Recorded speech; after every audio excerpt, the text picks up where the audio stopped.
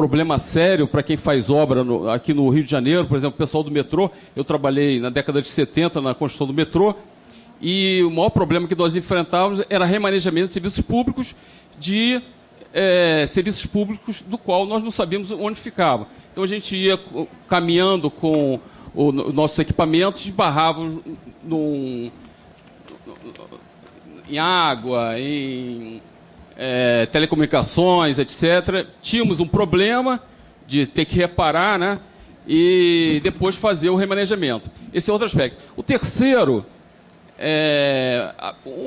queria passar para o secretário uma experiência nossa, que é o seguinte: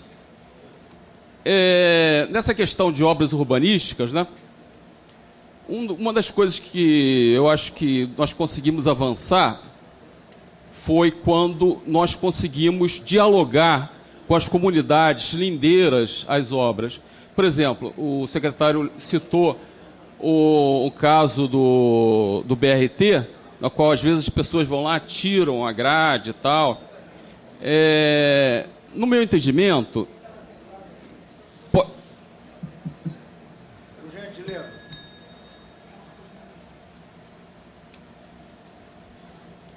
No meu entendimento, pode ser até que a pessoa que tirou a grade, ela tenha razão.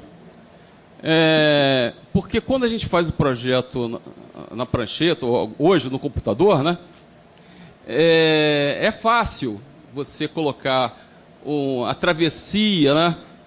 Ali o computador vai aceitar como o papel aceitava antigamente.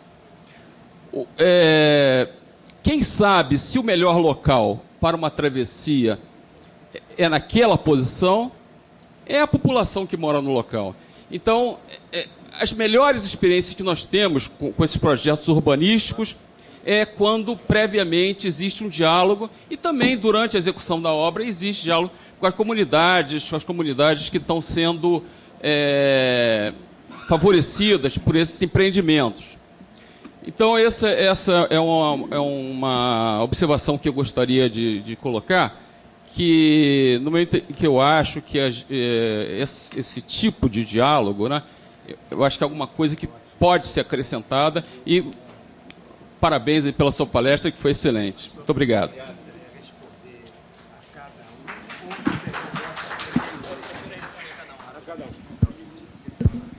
O secretário vai responder um a um.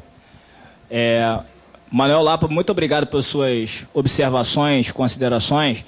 Assim, eu estou totalmente de acordo com o que você falou, tá? E eu acho que você acabou mostrando uma grande parceria que pode surgir entre o Clube de Engenharia, que eu sempre perturbo muito aqui o nosso presidente com isso, com grandes... o que acontece? Eu brinco lá também falando a seguinte coisa: o secretário olha toda a cidade, isso quer dizer, da Pavuna ao Leblon, de Santa Cruz a Paquetá, né?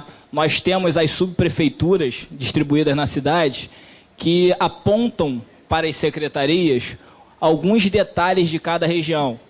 E alguns detalhes desses podem ser tão técnicos que elas não consigam observar.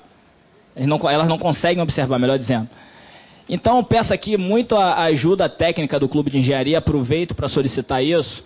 Qualquer observância, qualquer apontamento, considerações técnicos, eu estou adorando, é tudo que eu sempre quis na vida. Então, e validando o que eu disse antes, no tripé das trans, por exemplo, Secretaria de Obras, Transporte e Conservação, quem faz os projetos na cidade, isso também é importante ressaltar, que a Secretaria de Conservação acaba sendo ferramenta para alguns projetos. Exemplo, vou dar um exemplo aqui. Quebra-molas na cidade do Rio de Janeiro. Quem implanta? Secretaria de Conservação, mediante projeto da empresa de trânsito, que é a Sete Rio. Então, não posso sair implantando quebra-mola à torta e direito por observância do secretário. Quem determina pontos de gradeamento da Transcarioca? Não sou eu. Então, aquele ali é o melhor projeto apresentado pela Secretaria. E óbvio que esse governo aqui é um governo colaborativo, que aceita sugestões. Ninguém aqui é imperador, ninguém é nada nessa linha, não. Então, Manuel, qualquer estudo na movimentação de pessoas, principalmente da trans, a Prefeitura do Rio está disposta a receber a Secretaria de Conservação como porta de entrada para fazer os links necessários, e agradeço muito sua observação, tá? Muito obrigado. Conselheiro Paulo Lima, obrigado. Em seguida, conselheiro Fernando Siqueira. Boa noite, secretário, boa noite, colegas. Eu queria fazer uma perguntinha que é sim ou não, presidente. Eu posso falar aqui como conselheiro do clube, como ex-vice-presidente de uma associação de moradores, ou só como cidadão? Bom, eu vou falar sobre os três. Vou assumir meu papel de três. Eu ouvi algumas coisas aqui e confesso que me assusta. Primeiro, qualifico o secretário, que, de fato, é uma secretaria que trabalha. Trabalha e não trabalha pouco, trabalha muito.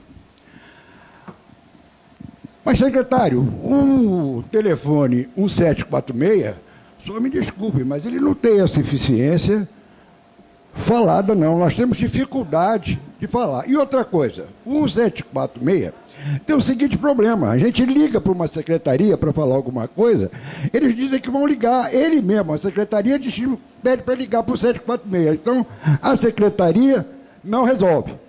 Eu cito um caso, presidente, que o senhor falou aqui, e que me entristeceu muito, que retrata um pouco a questão dos helicópteros na Lagoa, que agora eu fiquei sabendo, apesar de ter trabalhado nisso muito tempo, e agora eu não sabia disso, fiquei sabendo, que a própria prefeitura tem direito a um banco de horas. Como a comunidade do Jardim Botânico, da Gávea, do Maitá, do Leblon, de Ipanema, está querendo ver aqueles helicópteros de longe, porque não só causam um perigo às comunidades ali, como também fazem um barulho atingindo níveis de audição terríveis. Outra coisa também, existe uma máxima entre nós, moradores do Jardim Botânico, eu falo de Gávea, que é mais barato consertar a perna de uma pessoa quebrada do que consertar calçada. Essa é uma máxima que existe no bairro que eu moro e na vizinhança onde a gente, da Associação de Moradores, a gente conversa. Então, senhor presidente, o senhor secretário, eu estive numa reunião na Secretaria de Conservação. E olha que eu gosto do trabalho da prefeitura, hein? E digo o seguinte, eu fui lá para defender de unhas e dentes o Parque Radical. Queimei meu filme. Foi feita uma reunião para discutir o Parque Radical na Secretaria de Conservação. Eu sou radicalmente favorável ao parque. Não saiu, não se sabe se vai sair, não se conhece mais o projeto que ia existir, ninguém mais fala.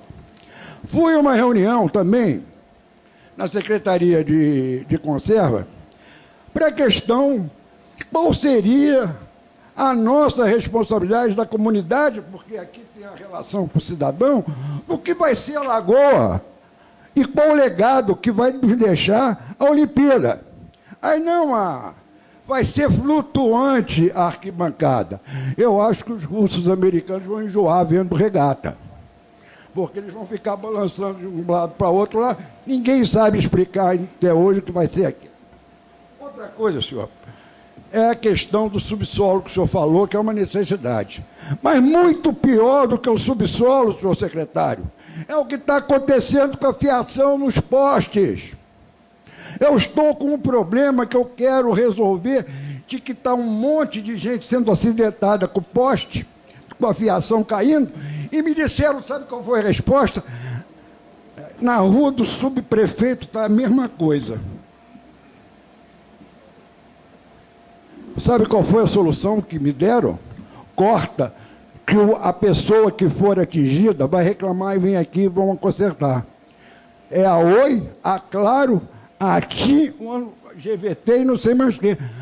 Que isso, senhor secretário? A secretaria tem méritos? Tem muito. O Lapa colocou muito bem. Mas eu quero ver a minha calçada calçada. Eu não quero ver algoritmo, não. Eu quero ver a minha rua asfaltada, não quero ver algoritmo, não. Eu poderia muito bem tirar meu celular agora, e não vou fazê-lo, porque eu acho que não seria uma coisa elegante, mas das fotografias que eu tenho, dos caminhões entrando na contramão da rua, para trocar um poste de uma empreiteira que pediu, que vai construir um prédio completamente fora das normas da municipalidade. Sem falar com um morador, senhor secretário. Sem falar. E o vendedor de frango, coitadinho, que vive daquilo, foi tirado, rua. Não pode trabalhar, o senhor está vendendo frango que não deve, coitado do Choco. Ele não pode vender frango. Mas os caminhões da prefeitura podem entrar na rua na contramão e impedir o acesso das pessoas, dos próprios moradores. Então, não quero aqui infernizar, nem tampouco demonizar a Secretaria de Conselho. Eu estou com Lapa. É um passo importante na cidade. Mas, senhor, há de convir... Já vou terminar, presidente. O senhor está... Não, eu estou preocupado, são 10 inscritos. Então, mas eu só quero... exatamente. Quando vim aqui, eu vim consciente disso. Mas eu me emocionei, porque falar da nossa cidade é falar da gente. Então, senhor secretário, eu gostaria que esse bem que é a Secretaria de Conservação, esse bem que as pessoas competentes que estão lá dentro, dê uma olhada. Não vamos ver as pessoas que vão para o ABR, ou andam aqui na rua Buenos Aires, não tem aquela rampa para paraplégico nas calçadas. Tem algum comentário? Claro. Vamos lá, senhor Paulo, muito obrigado por suas considerações. Eu queria aqui, senhor Paulo, começar fazendo a seguinte pergunta ao senhor. Qual era o número de reclamação que o senhor ligava para a Rio Luz?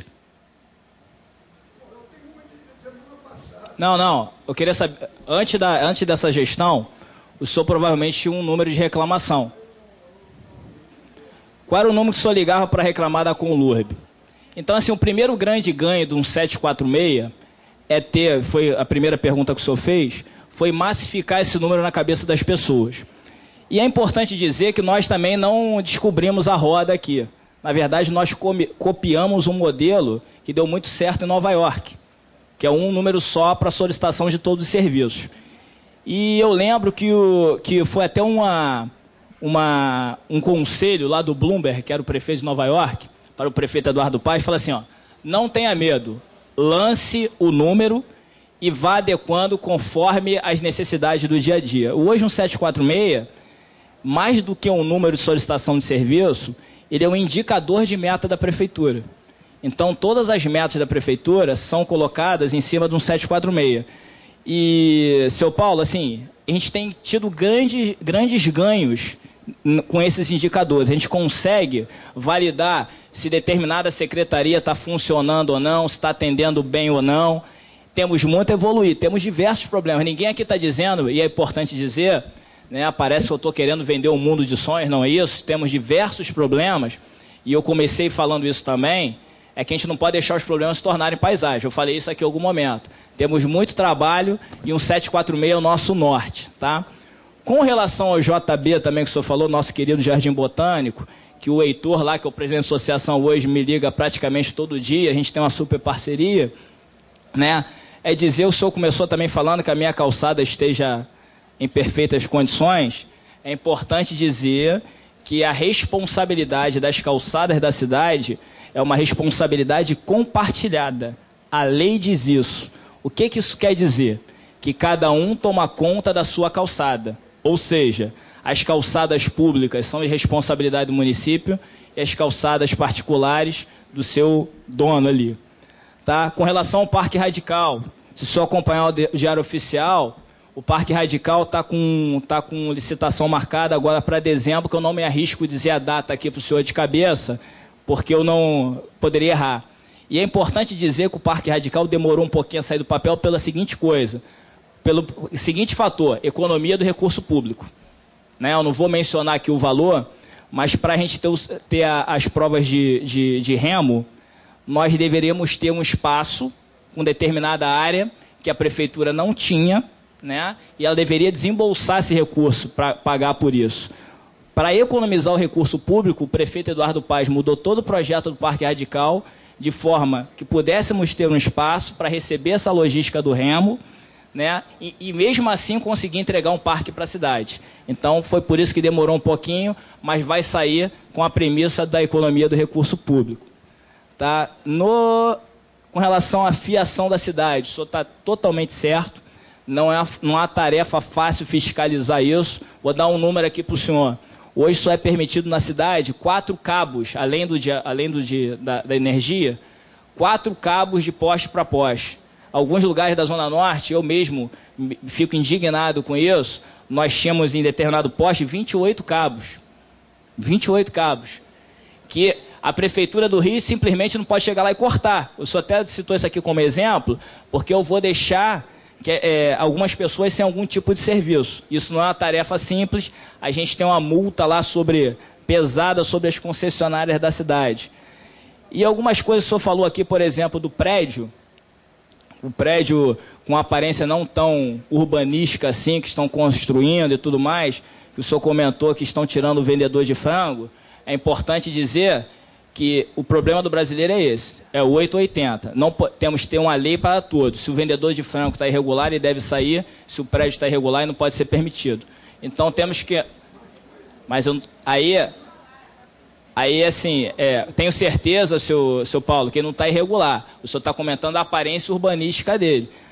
Sem lei, sem parâmetros urbanísticos, com certeza ele não lançaria um prédio ali. Enfim, mas essa é uma discussão macro. Enfim, aí está na justiça. Aí quando não tem jeito é para a justiça. Eu estou querendo dizer que a Prefeitura do Rio, né, aí o senhor comentou o JB ali, que o Heitor lá, como eu disse, tem grande diálogo com a gente, está conseguindo fazer grandes coisas. Enfim, tenho que agradecer muito as observações e pontuações do senhor, apontamentos do senhor. Muito obrigado, conselheiro Fernando Siqueira.